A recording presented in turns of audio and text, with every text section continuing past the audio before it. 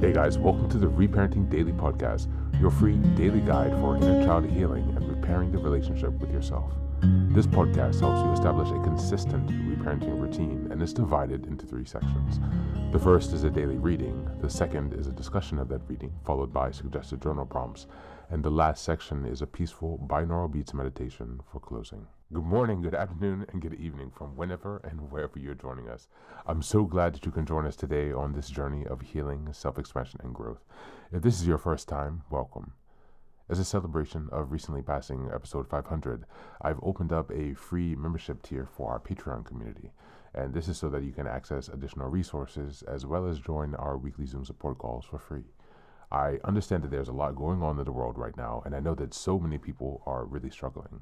And so my hope with this is to encourage others to take up the serious work of reparenting and to offer a free community where people can do that. I'd also like to thank everyone who's been along for the journey so far. We've passed episode 550 and continuing beyond.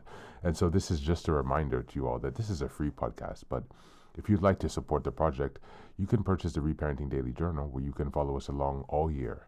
This 333-page journal gives you extra insight and resources for each week and also provides space for you to keep your notes. Another way to support the podcast is to purchase the Fairy Tales for Reparenting series, volumes 1 through 3. This collection organizes famous and obscure fairy tales from around the world into 3 phases of the hero's journey, from beginning, middle, to end. While you may think that fairy tales are for kids, I'd like to challenge you. These stories contain profound truths and lessons carried down over centuries that we can use in our own reparenting journeys. It's a fun way to reconnect with your inner child. Each volume comprises 10 fairy tales. Each volume also contains an analysis section that helps you dive deeper into the message, as well as journal prompts with space for you to keep your notes. Lastly, you can also support this podcast by taking a paid Patreon subscription, by purchasing some of the books that are available on Amazon, or by donating on Buy Me a Coffee. You can find all this information on the Support Us section on the website. Thank you again for your time. And so now with these announcements out of the way, let's dive into today's practice. Today's reading is an article from Psychology Today, entitled How to Spot Your Emotional Triggers. Just as a reminder, the month is January and the theme is self-awareness and self-reflection. We're in week 2, and the theme is identifying emotional triggers. How to spot your emotional triggers. Learning your emotional red flags is a way to boost your emotional intelligence. Have you noticed how certain topics evoke in you a variety of emotions, mainly unpleasant ones? Some might make you angry or envious, guilty or sad, or, unlike your friends or close ones, it truly bothers you when people ask about certain personal issues. For some, it's questions or conversations about money. For others, it's romantic relationships. For others, reading or receiving engagement news, and so on. Many times, these feelings of anger, sadness, or envy can create a strong feelings of shame.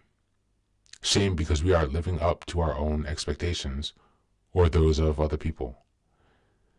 In Brené Brown's latest book, Dare to Lead, she mentions wherever perfectionism is driving us, shame is riding shotgun. And many of these emotional triggers stem from perfectionism. We feel ashamed to admit that we are angry because we see a coworker get a promotion. Or when we see our best friend is on her 2nd pregnancy, we might still be struggling with fertility. Whatever the theme or topic that fosters these unpleasant feelings in you, it's important to put shame aside. As Brené Brown motivates us to do, embrace vulnerability and truly ask ourselves, what is it about this person's experience or opportunities that makes me so angry? If we allow ourselves to ask this question, we can begin to spot our emotional triggers. What is an emotional trigger? An emotional trigger is any topic that makes us feel uncomfortable. These emotional triggers are telling us which aspects in our life we feel frustrated or unsatisfied with. As mentioned above, it can vary in each person because we are all struggling with something different. When we can identify what bothers us, we can take action to protect our mental health. Even though we can't avoid all of the situations that may emotionally trigger us, we can take actionable steps to take care of ourselves and to develop a strong inner voice to help us navigate through these uncomfortable situations. Thank you. That's the reading for today. I only read a portion, so as always, please do check the show notes and continue to read the rest of the article on the website.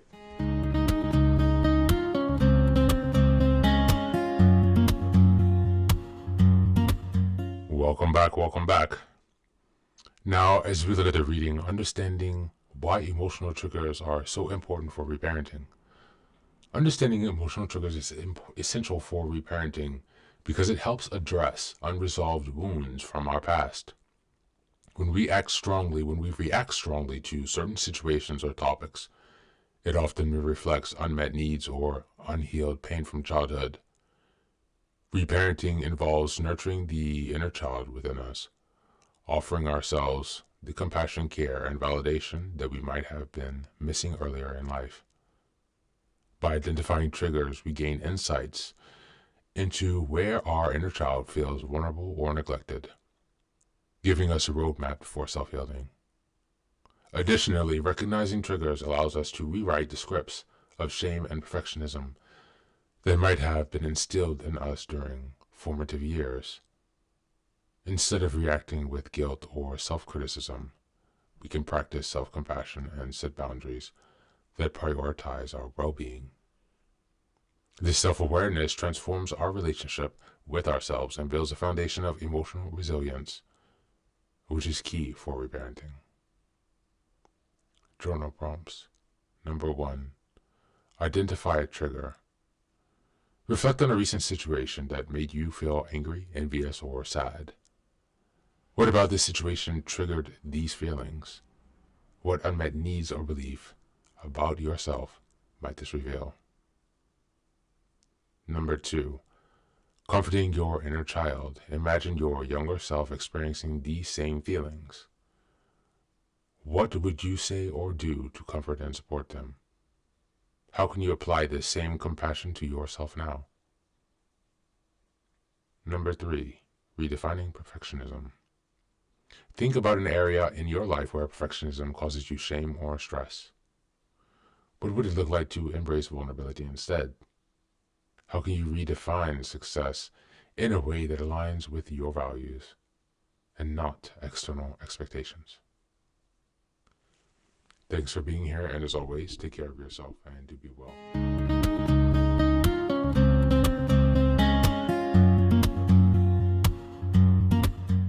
Welcome back.